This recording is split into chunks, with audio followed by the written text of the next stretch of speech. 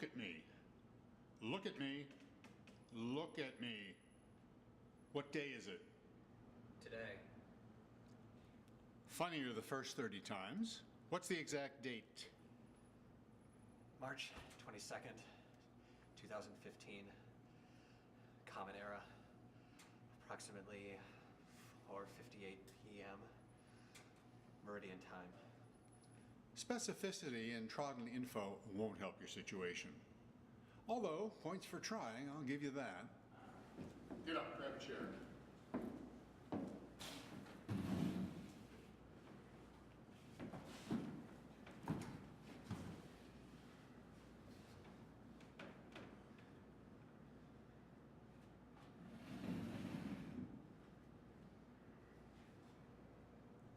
You want some coffee? Or maybe something stronger?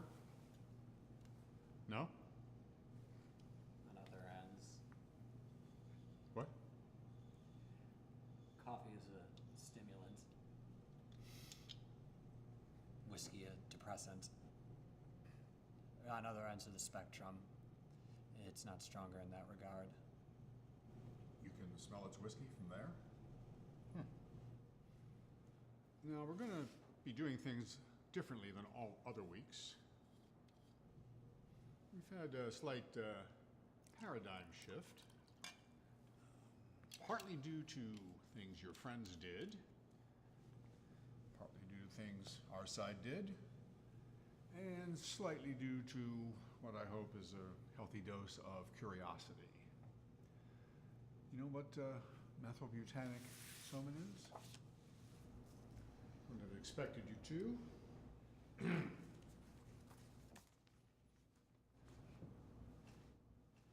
Methylbutanic soman is a derivative of the arsenic-based sarin gas, although classified by NATO and other defense sources as a nerve agent as opposed to the phosphoric offshoots generally derived from sarin gas.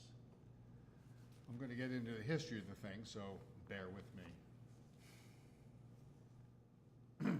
Methylbutanic soman was first synthesized back in 1894 by French chemist Marquis Goddard and his wife Jean Bressant Goddard.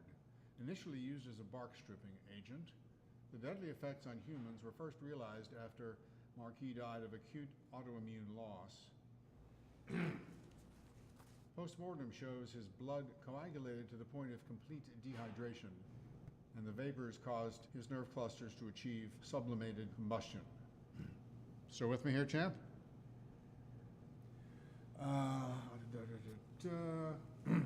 Prussian agents purchased the synthesized chemical as well as the formula back in 1912, intended for, although never used during World War I. Same with the Nazis 20 years later.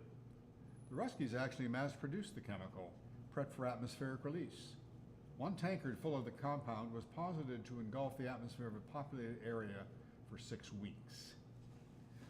Never did use the stuff, obviously. You know why I'm telling you this? I'm telling you this because there never was an actual test on humans. There were some tests on monkeys and pigs. One guy tested it on a marmot. He was Welsh. The guy, not the marmot. Maybe the marmot. I'd have to ask someone who knows. Not the marmot. Where was I? This. All this reading material was just speculation. None of them used it because they were too scared of what it would do to people like you and people like me. Let's see, issue 846, that was last week. We already went through that one. All right, here we go.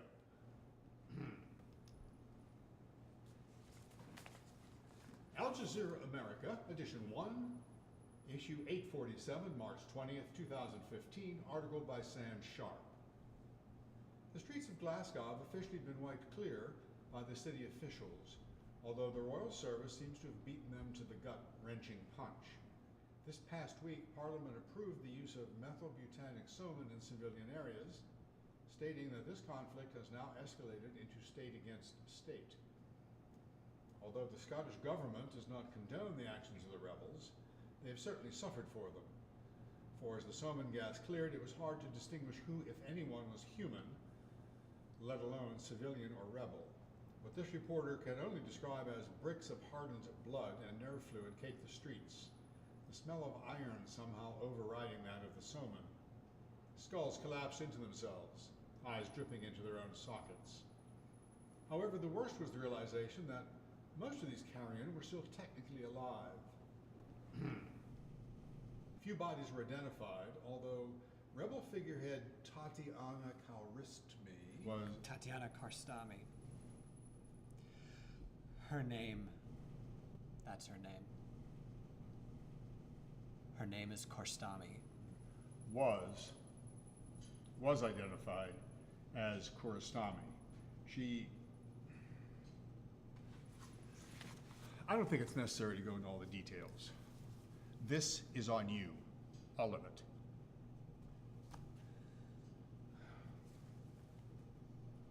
All this can stop. Just tell me what I want to know. No? Not going to talk. Just going to sit there, trying to wait me out. No, not this time. This is all your friends that did this. At no point did we want to get here, to this point. But here we are.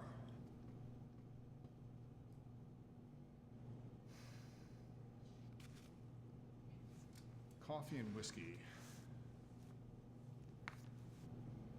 Nothing with which to quench. What's the first thing you're going to do?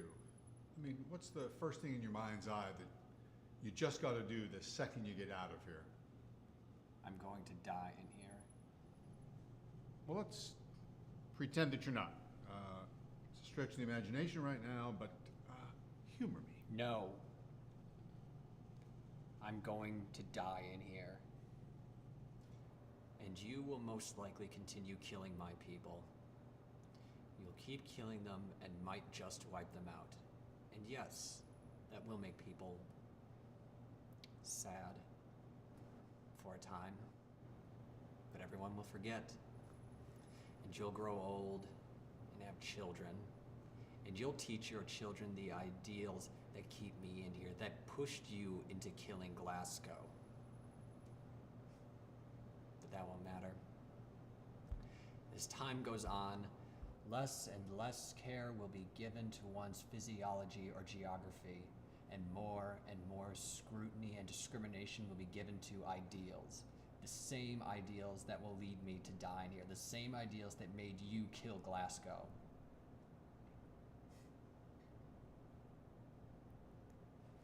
And then you'll grow old, and you'll die, and your children will bury you. What the hell are you getting at? Our goals, what we're working towards, it doesn't matter. They're just symptoms of evolutionary gaps. Entropy.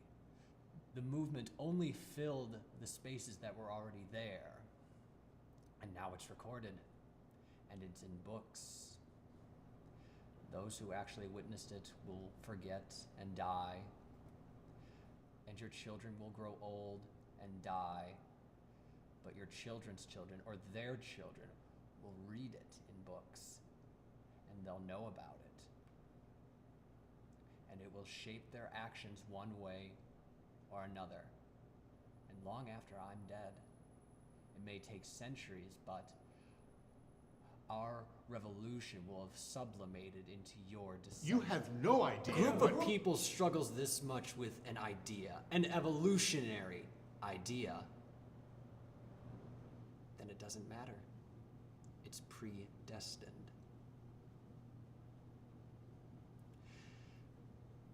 I'll die, you'll die, your children will die, and what was once pools of blood will seep into the soil, and their trees will grow.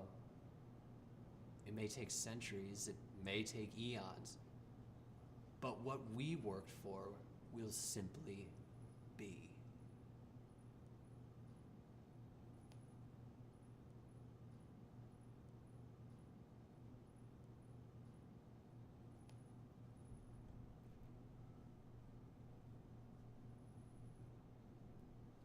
have the whiskey.